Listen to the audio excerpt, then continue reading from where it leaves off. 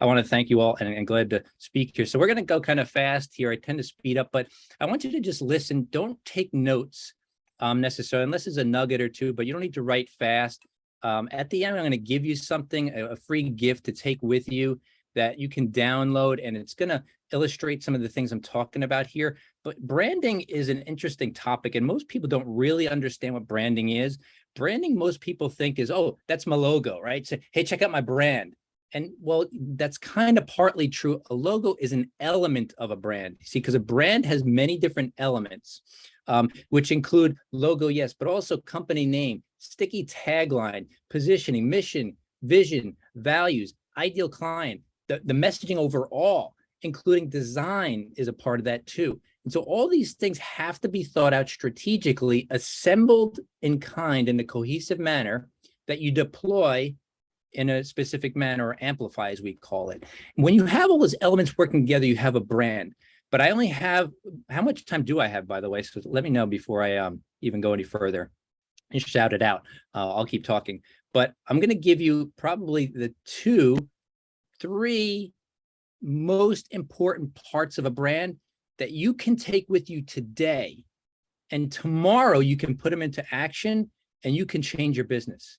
And they're things that you may have heard before, but when I explain them, you're going to understand it's not necessarily this one or that one.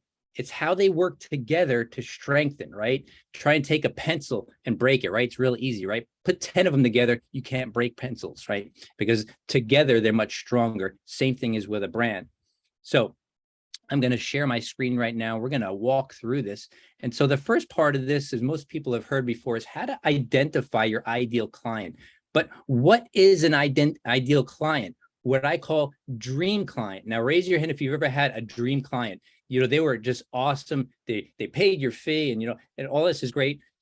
We've had nightmare clients, like you would pay them to leave you, right? So you'd much rather not have the money, actually lose money to get rid of them, get them out of your life. We've all had those too. And I want to talk about how to attract the dream client and repel the nightmare client at the same time. But it's important that you understand what an ideal client actually is.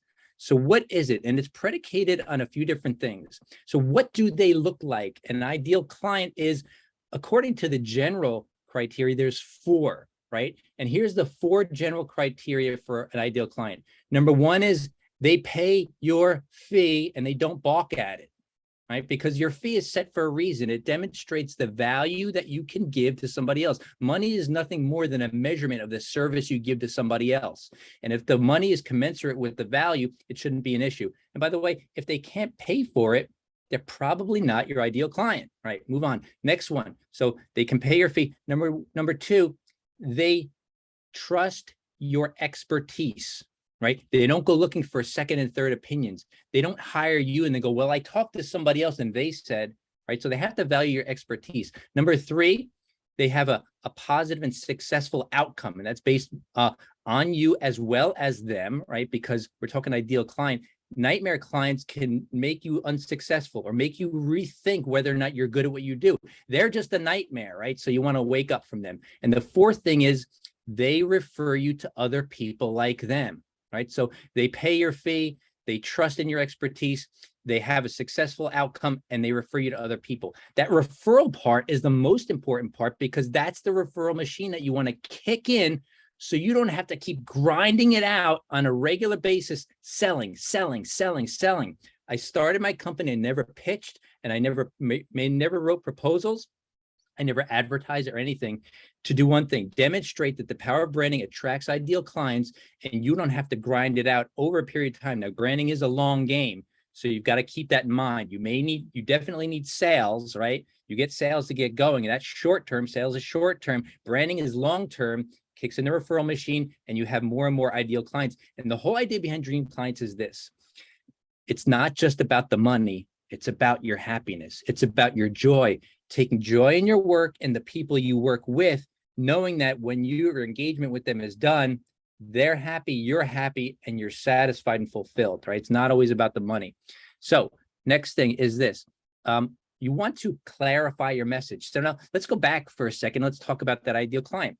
So specifically, you want to get a picture of what they look like. And some people will go, Oh yeah, I know my ideal client, it's a woman, it's age 35 to 45 and she's married. Yes, those are part of what your ideal client is. Those are demographics, and you want to look at those things because they're very important. But you want to take it further into an area we call psychographics. And you will, when you look at somebody, you go, okay, so we know those things we just talked about, but what about this? What about, what type of entertainment do they like? Where do they spend their free time? What kind of charitable activities are they involved in? What kind of car do they drive? What kind of brands do they wear? Where do they spend their free time? All these things are the psychographics, because what happens here? If you are able to identify all those things, not if, but when you do, what do you have clear in your mind? You know exactly who they are. So where do they hang out? Where do they live? When you have that very clear picture in your mind, right? You probably have somebody in mind as I say all those things. You start picturing somebody, oh my gosh, that's somebody I was introduced to. That's somebody up the street. I know somebody like that, right? When you have a clear picture, then you know how to talk to them, to connect with them, right? Bond, connect, to attract. The whole idea is here, connect to attract, okay? So when you know what they look like, okay, it makes it easier. So the next part is this. Once you know that, you've got to craft the message and clarify it so that when you talk to your audience, when that ideal client hears you talk, right? Everything you write, say, and record, when they hear that, they go like this. Wow, they get me. I want to do what they're doing. I want to work with them. They understand me, right? We're attracted to people who get us. That's why we have cultures. That's why we have communities. When you have a community of people who are kind of a same type of mindset, same type of culture, right? You draw more people like them. And that's the idea. So you're actually creating a culture inside your company. So when you clarify that message, and you do that through differentiation, what makes you different to stand out, and it's the words you use, it's also the words you do not use. So you want to use words that are in line with your brand, things that make sense. All right. So once you do that, and messaging can be a little tricky. And again, I'm going to give you a gift at the end, and you can download it and you can start crafting this. But let me back up for a second.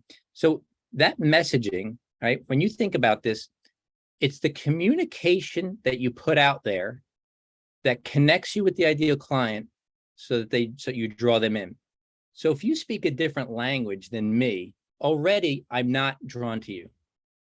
But if we both speak English and, you say words that sound like they came out of 1962, okay, I can't relate. I don't know what that means. If you're a younger person, right, your jargon is different than if you're an older person. Same thing in terms of your ideal client. They use particular words that draw them in, that make them go, yeah, you're speaking my language. Have you ever heard people say that? You're speaking my language. What do they mean by that? You're going, you're using words that I use. So guess what?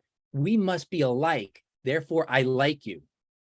People overestimate the power of like in doing business, right? We heard know, like, and trust. But when you use words that go, yeah, man, you're speaking my language, you pull them in. So you want to clarify what words those are that they use. If you're in a financial industry, and we've got a bunch of people in the room, if you use words that are really financial jargon, you're going over most of your consumers' heads because we're not educated in that space. You want to use words that they're used to. All right, so we're going to wrap this up. Here's the third part. You want to pound this daily, everywhere in what you write, say, and record. Sandra asked you a question. What's your favorite social media platform? Have you noticed that TikTok doesn't sound like LinkedIn? Sound like when I talking about the words, the feel, the culture, the vibe, right? People on LinkedIn, they're buttoned up in their business. TikTok, man, you could dance. You could be the dancing financial advisor. But everywhere that you're writing, your articles, your blogs, everything you're saying, your presentations, when you're at networking functions, everything you record, whether it's video, audio, podcast, YouTube, doesn't matter. Everything you write, say, and record, you want to pound that clarified message in a consistent way so that when your ideal client hears it, they go, speaking my language, I got to meet with them, right? This is really simple stuff. Don't overcomplicate it. But here's the thing. You'll do this for 3 months and you'll be like, I'm tired of what I'm saying.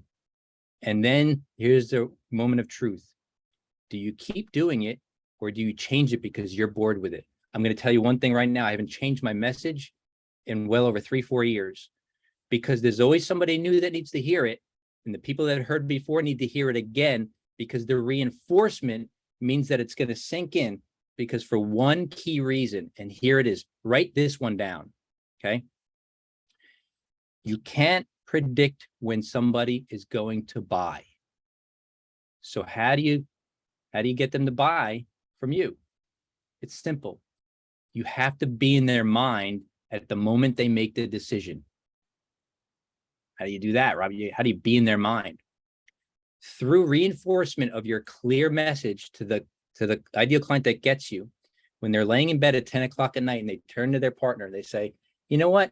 I think it's time we did that. And if your name doesn't pop in their head, you don't have a strong brand, because that's how you get people to remember you, is through that constant pounding of the message, so that when it comes time, and through differentiation, by the way, they go, you know what? I get a Carnell call. It's about time I got my credit in line. You should be the only one in their mind. All right. So that's what you want to do. So now here we go. Go attract your ideal client. What am I going to do? I want to give you some free stuff. So I think I might be able to put this in the chat, but you may want to write it down. It's pretty easy. And here it is. I'm going to give you, how do you identify that ideal client? I have this exclusive persona zone, and it's a model you can create to help you illustratively give you exactly what that ideal client looks like for you, identify them. And we call these super fans. These are super fans. Why? Because they love you and they're bringing more people to you. They're like your brand ambassador. And I'm going to give you that persona zone client identifier free just for being here today and for listening. I'm also going to give you steps on how to focus your message, because this is it can be a little tricky, but I'm going to give you ways on how you focus that message so that when it hits your super fans, they're like, yes, I want to talk to those people. I want to hear more of what they have to say, because that's what you're looking for. So here we go. Here's how you get it. Write it down. unleashmybeastbrand.com/gift. All right. Now, there's no purchase here. You're not signing up for anything. I'm not going to hound you. I'm not going to spam you. But what you're going to do is you're going to go to this and you're just going to plug in an email, and you're going to be able to download this document, a PDF document that's going to walk you through these things. And here's all I want you to do. I want you to use it. If you have any questions, you reach out to me. If you use it and use it successfully, I want to hear your story, right? I want a success story on how it helped you, all right? So I'm wrapped up. We got 5 minutes before. I don't know if that was the time, but I thank you all for your time. Thank you for inviting me in. I hope you got some value out of that. If so, thank you. If not, thank you anyway. And if you got questions, you could always reach out to me. I'll put my information in the chat. Thank you all. Awesome. Amazing, amazing, amazing. Sandra, I'm going to hit the stop recording button.